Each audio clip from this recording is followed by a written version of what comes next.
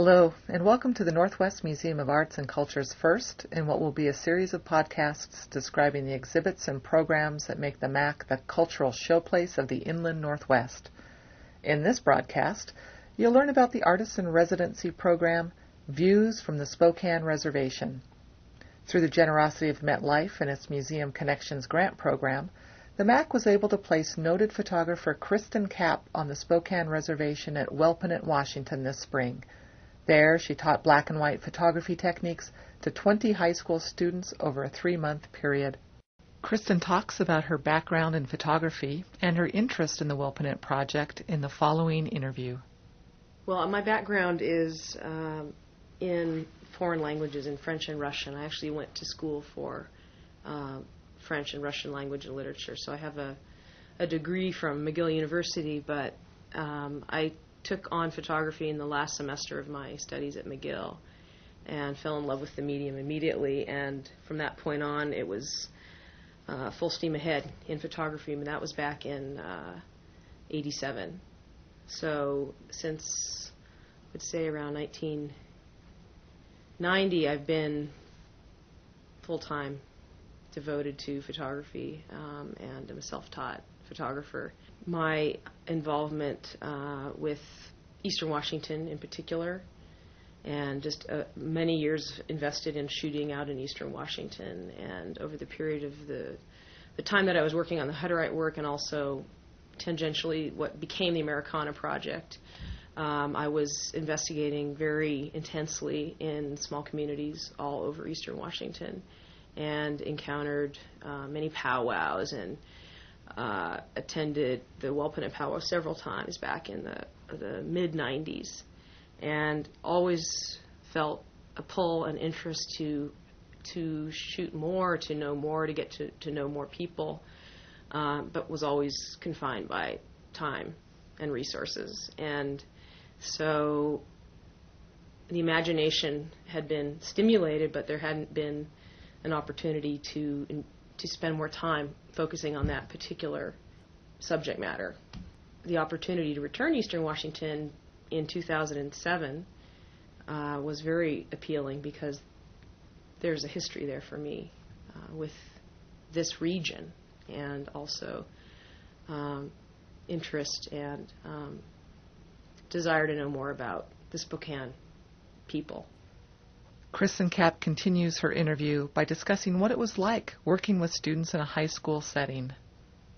I have done lecturing and seminars at the college level, and have exhibited work, specifically the Hutterite and the Americana work, in university and college galleries, and had the good fortune of spending time with a lot of those students, and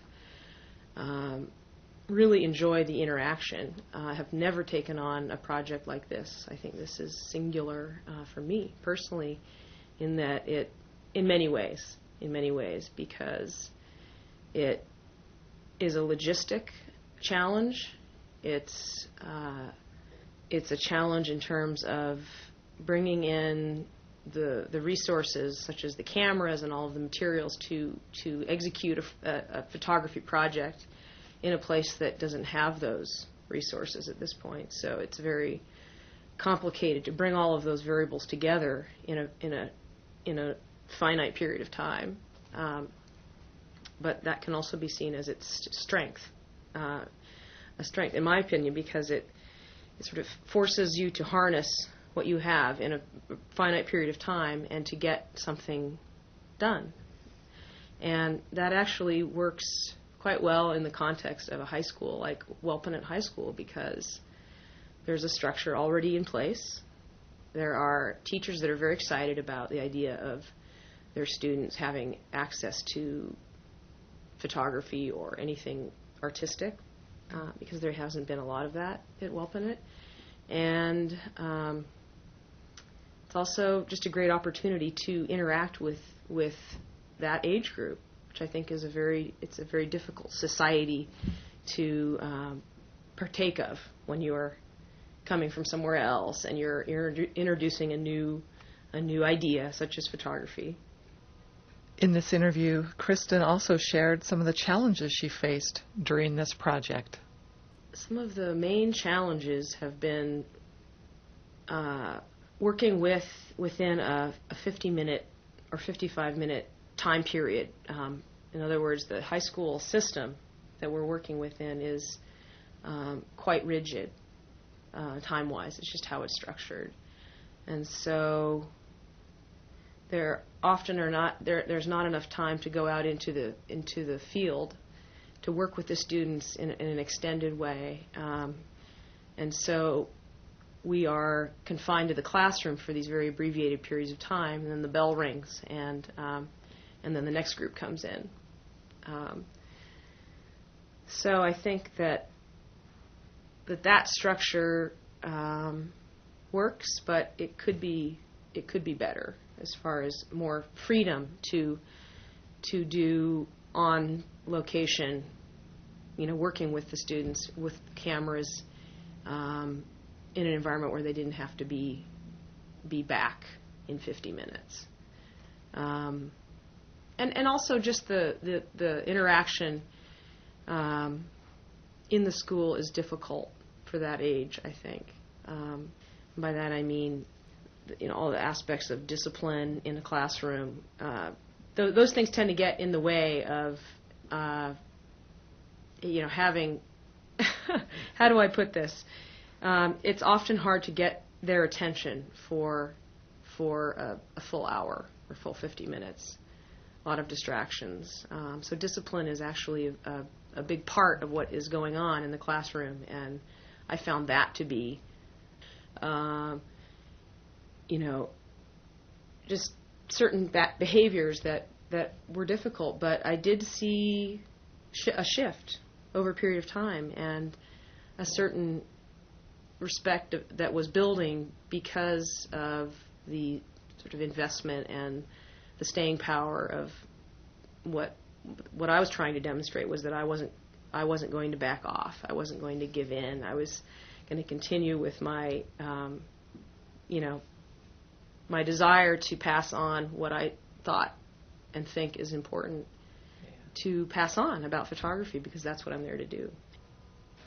Kristin, how many students were involved in this project, and did that number change? The initial count was 20, and several had to move to other schools or moved with another parent in another town, and so there was a kind of revolving door phenomenon that happened with maybe 5%, 10% of the students. But the initial count was 20, and we're still at around 20, and there are definitely 3, 4, 5 students that are very interested and excited about photography.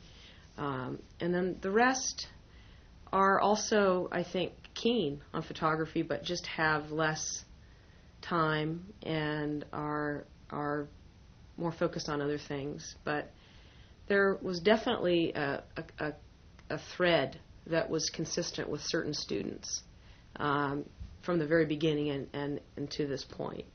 And there are several also that are interested in pursuing classes over the summer at Spokane Falls Community College, or possibly 2-week workshop program, that kind of thing, at Spokane Art School.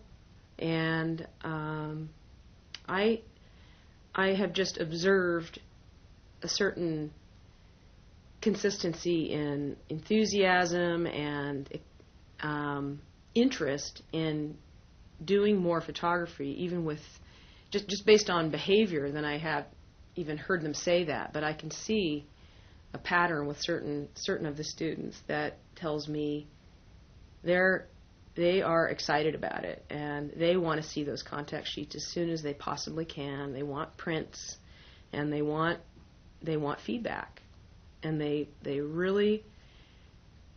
don't reveal too much when we're looking at contact sheets together, and they're not overly emotional about it. But they really respond to criticism, and I mean that in a good way. They really respond to feedback from other students and also from myself, and that's hugely rewarding. I can see it having a direct result effect on them wanting to go out and shoot more. So that's one of my that's one goal that I had, was to infuse that kind of excitement of photography, and I can feel that very strongly from some of them, to the point where it's that there isn't enough time for them to do what they want to do. I can feel that, that balance is shifting now, where they want to do more than they can, which is a good thing.